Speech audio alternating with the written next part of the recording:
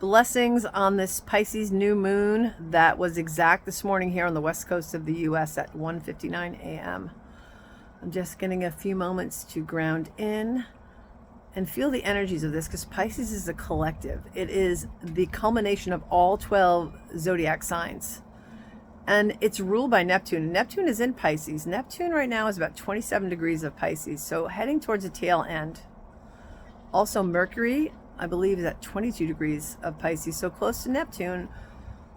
So the mind, Mercury, how we communicate, how we write, how we think. 5 degrees off of Neptune, it adds an ethereal energy to it, more imaginative, right? I mean, every sign has a shadow and the light side. Pisces, can be rose-colored glasses. Neptune, seeing what you want to see.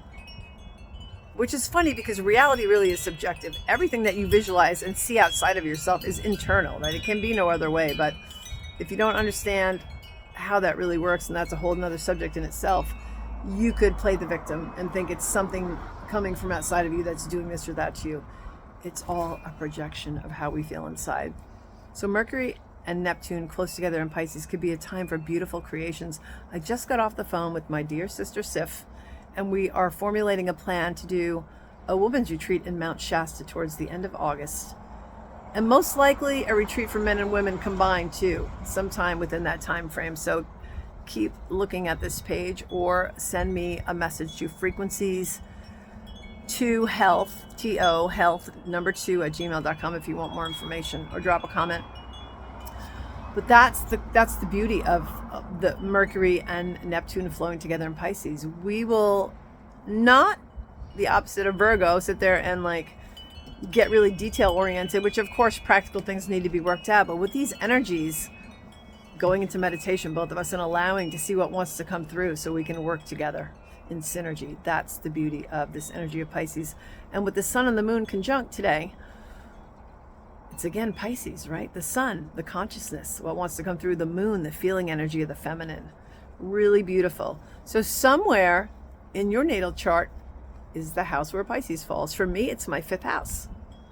That would be in the natural zodiac, Leo. It's play, it's creativity, it's romance, it's children.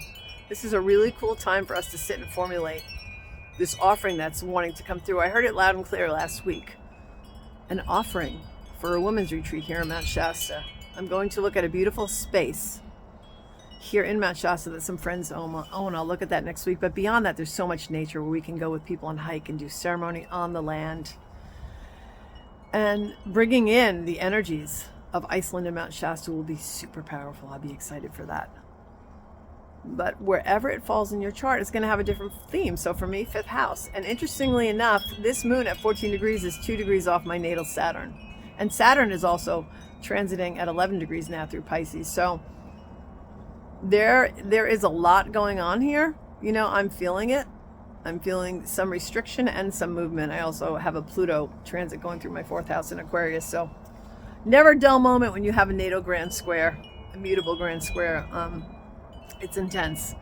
But remember that you always have the power to create whatever it is you want.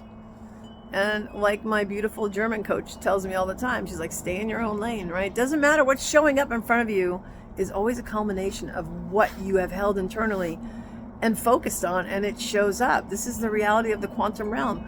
Things don't manifest instantaneously, and thank God, because we'd probably be inundated.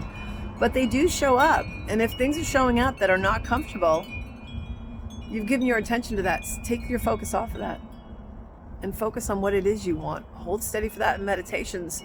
Give thanks during the day for everything you're seeing. Pisces is such a beautiful, heartfelt energy. My father was a double Pisces. He had sun in Pisces and rising in Pisces. And that man wore his heart on his sleeve. And I'm so grateful for the love that he had, that Piscean energy. Even though there's a square between Pisces and Gemini, we had the most beautiful relationship. I just absolutely love it. So this new moon in Pisces for the collective, right? With all these planets there, with Saturn, which is karma and time, structure and boundaries.